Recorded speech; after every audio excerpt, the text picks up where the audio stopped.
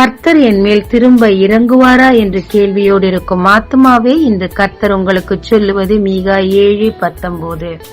அவர் திரும்ப நம்மேல் இறங்குவார். நம்முடைய அக்கிரமங்களை அடக்கி நம்முடைய பாவங்களை எல்லாம் சமுத்திரத்தின் ஆழங்களில் போட்டு விடுவார். பத்சேபாள் மேல் கொண்ட இச்சையினாலே தாவீது பாவம் செய்தார். தீர்க்கதரிசியின் மூலமாக தேவன் அதை அவருக்கு சுட்டி காட்டினார்.